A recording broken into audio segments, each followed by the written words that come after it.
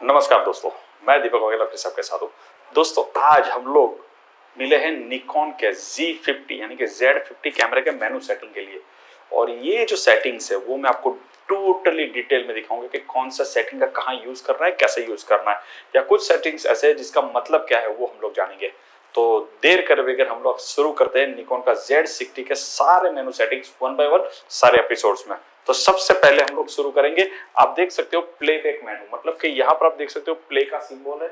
Nikon का कोई भी कैमरा होगा उसमें ये इसी तरह से दिखाया जाता है। और इसके जो सेटिंग के जो पैटर्न है वो भी अगर आप समझ लोगे तो आपके लिए आसान हो जाएगा।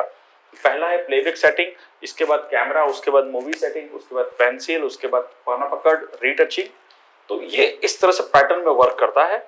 और फॉर एग्जांपल के यहाँ पर आप देख सकते हो, इसको इस तरह से आप ऊपर नीचे जा सकते हो।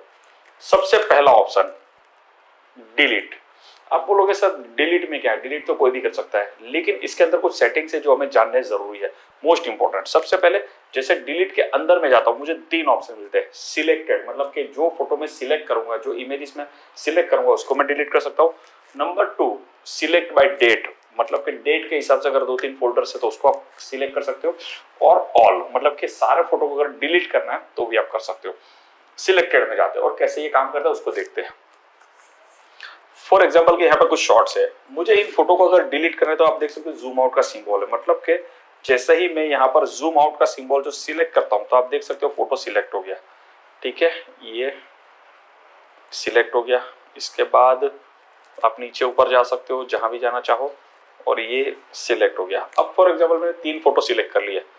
ओके करने के लिए ओके बटन, जैसे मैं ओके करता हूँ वो पूछ रहा है मुझे 3 इमेजेस डिलीट करना है, यस। तो ये सिर्फ 3 फोटो, मतलब कि जो मैंने सिलेक्ट किया उन्हीं को ये डिलीट करेगा। नंबर दूसरे ऑप्शन पे आते हैं, सिलेक्ट बाय डेट। मतलब आप देख सकते हो यहाँ पर 10/6/2021 और दूसरा फोल्डर है 11/6/2021। मतलब कि अगर मुझे 10 तारीख के सारे फोल्डर को डिलीट करना है तो यहाँ से सिर्फ इसको सिलेक्ट करके डिलीट कर देना है, ताकि 10 तारीख के सारे फोटो मतलब कि इमेजेस डिलीट हो जाएंगे।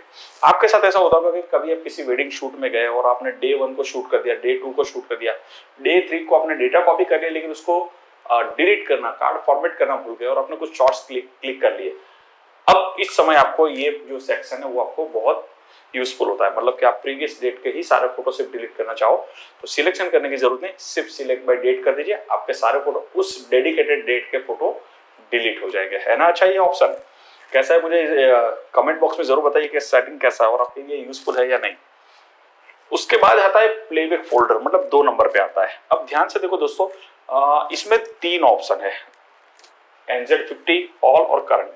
मैं हमेशा इसको ऑल पे रखता हूँ। अब कई लोग इसको NZ50 पे रखते हैं या कई लोग जो है करंट पे रखते हैं। अब गड़बड़ क्या हो जाती है, फॉर एग्जाम्पल कि मेरे पास दूसरा भी कोई कैमरा है, मेरे पास फॉर एग्जाम्पल कि D80 है या D200 है या और भी कोई कैमरा है, उसमें मैंने कुछ शॉट्स क्लिक कर लिए। अब वो मेमोरी कार्ड मैंने इस कैमरा में लगा दिया। अगर मेरा कैमरे का प्लेबैक सेटिंग, ध्यान से सुनो, प्लेबैक फोल्डर अगर NZ है तो मुझे दूसरे कैमरे का डेटा इसमें नहीं दिखाएगा, और अगर वो करंट है तो भी नहीं दिखाई देगा।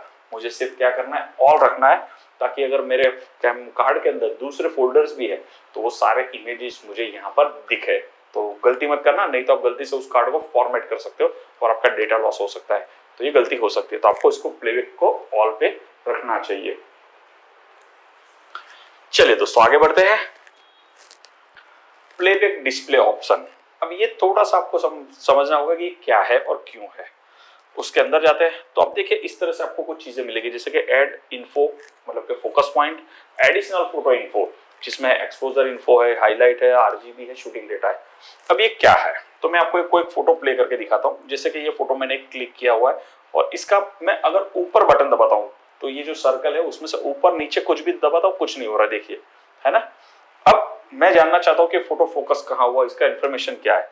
तो मुझे प्लेबैक मेनू में जाके, प्लेबैक डिस्प्ले के ऑप्शन में जाके फोकस पॉइंट, एक्सपोजर, हाईलाइट, जो भी चीजें देखनी है उसको यहाँ से सिलेक्ट कर लेना और ओके करना नहीं भूलना है। ओके। अब जैसे ही मैं उस इमेज को प्ले करता हूं तो अब देखिए यहाँ पर फोकस पॉइंट कहाँ है वो दिखाई देगा आपको कि मैंने फोकस कहाँ पर किया है।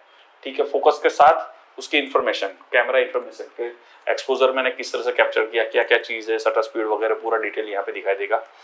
मुझे हिस्टोग्राम भी दिखाई देगा आरजीबी में।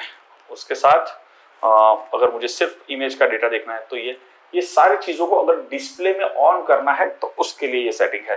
तो अगर आप चाहते हो कि ये सारी चीज ऑन रहे तो यहाँ से सिलेक्ट करके रखिए। अगर आप चाहते हो कि इसको नहीं देखना है तो आप इसको यहाँ से हटा सकते हो, लेकिन ओके का बटन करना मत भूलना। आगे बढ़ते हैं। Image review. इमेज रिव्यू हमेशा ऑन रखना है। फोटो क्लिक करने के बाद तुरंत हमें फोटो जो है प्रीव्यू दिखना चाहिए।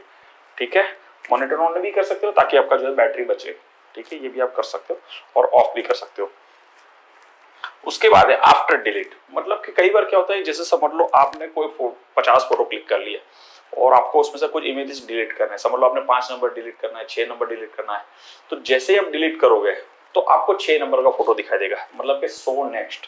लेकिन मैं चाहता हूं कि यार नहीं, मुझे आगे वाला फोटो दिखे, तो मैं यहाँ से शो प्रीवियस कर दूंगा। मतलब कि मैं अगर 5 नंबर का फोटो डिलीट करता हूं तो 4 नंबर दिखेगा, 4 नंबर को डिलीट करता हूं तो 3 नंबर दिखेगा। तो मैं कौन सा फोटो आगे या पीछे, कहां पे कौन सा इमेजेस जो है मैं देखना चाहता हूं, वो यहाँ से मैं सिलेक्ट कर सकता हूँ। ज्यादातर लोग नेक्स्ट करते हैं, बट कई बार हम लोग जो है प्लेबैक उसको रिवर्स एंगल में करते हैं, तो ये यहाँ पर आपको यूजफुल है। उसके बाद है रोटेट टॉल। मतलब कि आपने अगर कोई वर्टिकल फोटोज क्लिक किए तो आपको कैमरे को उल्ट सीधा करके इस तरह से देखना पड़ता है अगर फुल स्क्रीन में देखने के लिए। लेकिन रोटेट टॉल किया तो कैमरा हॉरिजॉन्टली रख के भी आप वर्टिकल फोटोज को सीधी तरह से देख सकते हो।